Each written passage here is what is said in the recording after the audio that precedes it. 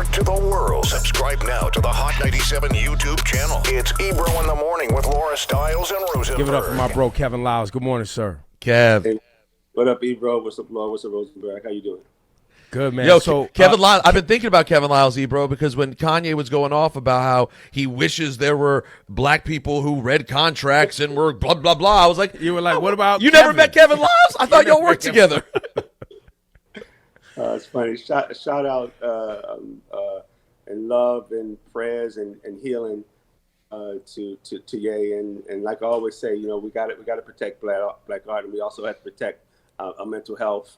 We also have to protect and love and know where we are in life. And I just wish them prayers and blessings, and more importantly, light. When you see Ye going on these, anti-Semitic kind of route he went over the last couple weeks, and you've been working with him as a Def Jam executive for so many years, what do you think? I want to be very, very clear. I'm against racism. I'm against oppression. I'm against the marginalization of any community, and I'm against anti-Semitism. I don't think it's fair for us to dictate to people why and what and down people to put in a different place. I think we got to operate out of a place of love. I remember so many times I might have disagreed with another culture, with another religion, but I respected it and was willing to have a conversation about it. And I feel anti-Semitism is something that I think I'm just against, like I'm against racism. Do you this narrative around Jewish power structure and control in the entertainment business, and the I guess as many people talk about, I guess taking advantage of black art, since we're having a conversation around black art. Is there truth in that in your experience? Is it completely overblown for people who know you as an insider? I mean, you work with Leor Cohen, and his name gets smeared often.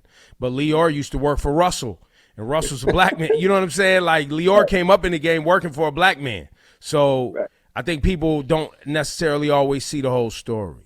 Listen, I'll put it like this.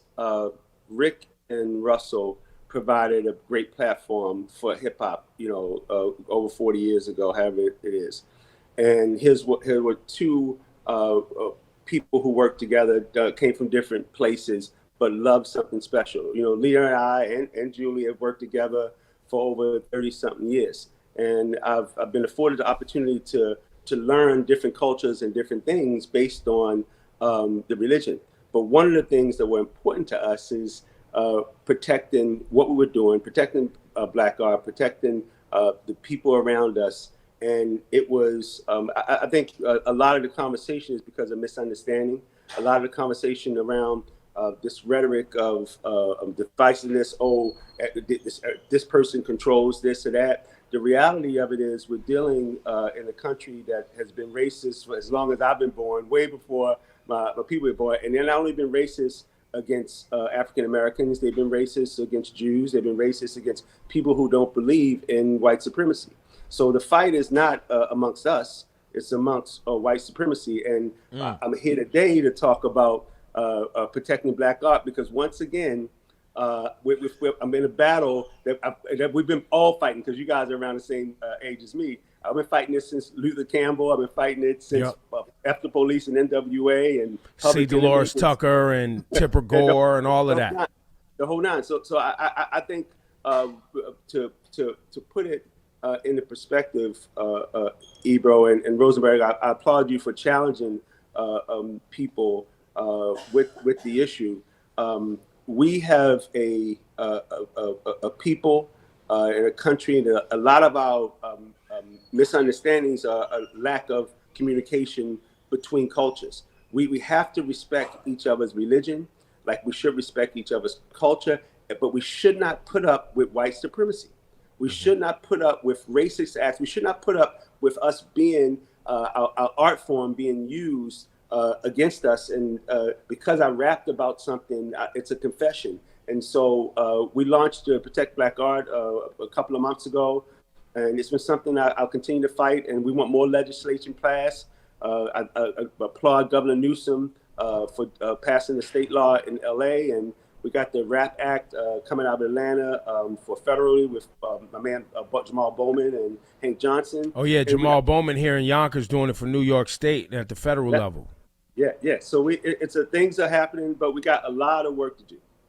Well, and for clarity, because people who listen to the music, right, and they say, oh, so-and-so said XYZ in the song, and so I understand why they're being kept behind bars. The real issue is, though, there has to be hardcore evidence more than just a song. There has to be evidence to support this, not giving bail or keeping someone in keeping somebody in jail before their trial, which is what most of these policies are about. It's about actually having evidence, not just lyrics. Am I correct, Kevin? Yeah, you look at it. We are guilty before even having a chance to go to trial. There was a case study done. They took a country song and they put the lyrics down and they said, okay, this is a country song. Then they put the same lyrics down. They said, oh, it's a rap song. And they asked people to give your opinion. And they said, well, the rap version is, I feel more threatened by. Same lyrics, same everything. Since 1950, 500 cases have been documented where lyrics have been used against us. And we went back to 1950 and only 4 of non-African-American lyrics have been prosecuted. 3 of them got overturned, and the other one was thrown out of court. So you got 4 against 500. And those 500, what about the plea deals that were made? Because, as people, we're put in a system where, again, we're guilty because of the color of our skin. We're guilty because of the music that we listen to. It's obvious it's racial profiling, and there's many reasons why people do it. But you have to applaud the industry for coming together on this issue. Now, I have to tell you, you got everybody from a Coldplay to a Drake to Warner, Universal, Sony, to A2IM, to all of my friends at radio, to scholars who for the last 20, 30 years have been studying this racist act against our culture only. So I wonder when Johnny Cash said, I shot a man, or when Freddie Mercury, said, I'm actually going to shoot somebody. Did we really think they were going to shoot somebody? When Stephen King writes a novel, do we really think that he's actually going to go out and do the things that he did? So I just think we're in a position, Ebro and Rosenberg, that we got a lot of work to do, and we cannot sit by for another 40 years and allow them to use our lyrics as a basis for confessions in court. Kevin, let me ask you one thing with regard to this, because one thing that's been getting thrown around a lot during this sort of Ye conversation that I get hit with a lot is, but y'all play music about, black men killing one another, whatever it may be. And listen, I certainly have some concerns about the messaging of music, particularly in drill, which seems to really directly at times relate to street violence. But I'm with you in everything you're saying, but where do we draw a line of like, you know what, though? This song is too much. This song does actually walk up to the line. I mean, listen, I'm one to draw a line as long as it's equal. You can't draw a line for rap music and not draw a line that say Call of Duty is not violent. You can't draw a line and say, well, because this person said it is country music, it's not the same as rap music. And the whole intent here is to make sure that there's a implicit racial bias that happens prior to going to court. It's the whole intent here. So I think as people grow up, they start to say different things and do different things. Rosenberg, I seen you grow up.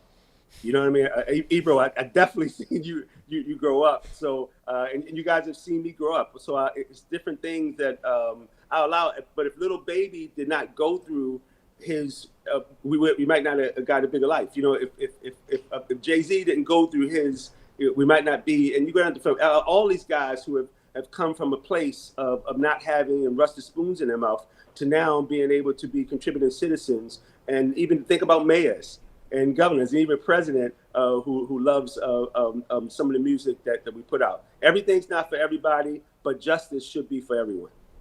I think the larger piece of this conversation, Kevin, goes to the criminalization of black men, specifically young black men, which this nation has worked, the white supremacy infrastructure has worked overtime to make black men scary. And in making black men scary, that gave societal kind of, society gave the lawmaking, policy making, law enforcement arms, kind of this pass to just lock up large swaths of the black population over generations. And so what we're looking at in this moment is a continuation of that, where you have music that's coming from the low-income, poverty-stricken parts of society, which is often about, the things going on in those neighborhoods. And then you have the framing around individuals coming from those neighborhoods as one that they are just criminalized just because they're telling a story to music. And I want to just reiterate again that what's going on with Young Thug and Gunna and the whole YSL thing down in Atlanta, they are being made the poster children, if you will, for cleaning up Fulton County. And the district attorney there has been going after individuals that are associated with them or any of that music, but holding people behind bars before their trial just based on lyrics is what we are specifically talking about today. Right. Where you can't just make assumptions and keep people behind bars simply based on lyrics.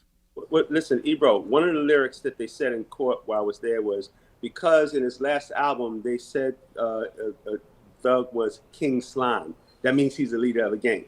Well, if you're trying to clean up Fulton County, my guys have been behind bars for 3 or 4 months now, going on 5 months.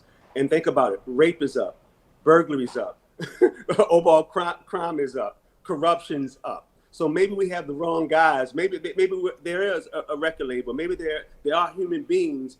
And think about what they have to go. You got sons and mothers and fathers. Thug wasn't even there to bury one of his best friends and up and coming artists. And he's not there to take care of his kids. The 6 kids who need their father. A community where you had people crying out that said they've done so much. And we're talking about lyrics still. We're talking about lyrics. And there's people who've done worse things.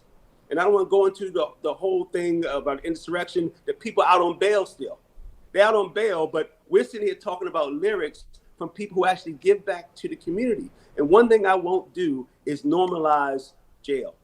One thing I won't do is normalize what it means to know that you can't be with your family. But as African-American people and people of color, we've been going through this for 400 years. This is nothing new. This is just another way to put black people and brown people in jail systems for profit, and also to keep us locked up and mentally oppressed. The hashtag is Protect Black Art. Kevin, what other information do you want people to have today, and what can they do to make sure that they participate in these action items that you guys have set forth? Well, like I said, I applaud the whole industry. I applaud all the individuals. We have over 70,000 people who've signed to petition to protect Black art. But more importantly, as we go into the midterm election, we have an opportunity to vote for people who understand our plight, to vote for people who understand that as an oppressed people, we need to put in legislation that helps change the narrative. And we can, if you want to do something today, elect somebody in office that understands the plight of your people. Don't sit home on your ass and think that it's going to change without you taking action. So this is not just about protecting Black art, it's also about protecting us. And I have to say, my legacy, all the artists have been great, all the companies have been great, but more importantly, because I do have a 24-year-old and I do have a 22-year-old and an 11-year-old, 8-year-old, we have to leave this place better than it is right now. If today we still getting questioned, I have 28 people behind bars based off the lyrics, then job is not done. Job is just simply not done. Kevin Liles, man, we're dealing with today the news that Takeoff of the Migos was shot in Houston near a dice game. And you're from Baltimore, Maryland, so you grew up around your share of chaos and toxicity as you went on your path to become a songwriter and then an executive, and then you as an executive helping young black men and women who want to be in and around this hip-hop thing navigate the business, the music business, and the music and the industry around the business. I'm dealing with loss, dealing with artists losing their lives. You've had to deal with this many times. And as a leader in this industry and a leader in this game, and as a black man, I don't know if you wanted to have any words for the young people today who, over the P&B Rock this year, Young Dolph, and many other names that we could keep going throughout this year, and all going all the way back to Pac and Big, right? Where the streets and the artists, it turns out bad. Where the street thing ends up taking an artist from us or taking a life. I don't know if you have any words to share with people today, but you've dealt with this a lot, so I want to give you space for that. Ebro, I'm a father, man. And when you have a child's life taken too soon, then we can say it's over a dice game. We can say, it's the violence in the culture. But let's humanize it. It's somebody's son, man. It's somebody's brother. It could have been a contributing citizen going on. And when I say when it came with Protect Black Art, it wasn't just meant protect us. When are we going to protect us? When are we going to find ways to uplift us? When are we going to find ways to have a disagreement but have a conversation? It's like we're going to war on ourselves. And I keep having the conversation, but again, if I show some people things differently, and I think we have to act accordingly. I think we have to, as adults, as leaders in this business, we have to be willing to have the real conversations. And there's that. I believe in freedom of speech, and I believe that people should have the opinions that they want to have. But I do not believe in black on black crime. I don't believe in racism. I don't believe in anything. It's a lot of things that I'll discuss behind doors, and this is one of them. And it's too soon. I want to send my prayers and condolences to the family, to the Migos, and also to QC. But it's too soon to even peel the onion on what happened last night. And so I'll leave it there. But we got work to do. We got work to do on passing legislation. We got work to do on being better fathers, being better friends, being better people, being better colleagues. And so as long as we live in a place that continue to oppress us, continue to not invest in education, we're going to have, unfortunately, these conversations. So again, prayers and condolences to the family. Kevin Liles, thank you for your words today and your time. The hashtag is Protect Black Art. There's legislation and policy making sure that, artists just can't be railroaded into jail and held behind bars without proper evidence and proper due diligence and proper due process even when it comes to dealing with, crime. And Ebro, yes. Ebro, real quick, if we don't stop this, what's next? An author can't be an author. A director can't be a director. Yep. A creator can't be a creator. Ebro can't be Ebro. Rosenberg can't be Rosenberg. What's next? Understand, if we allow this to continue to happen, what's next? And so on our watch, I think we got work to do. We got to protect Black art and protect us. There it is. Kevin Liles, thank you for your time today, sir. Thank you, Kev. God bless you guys. Bless you. All right, peace. Peace.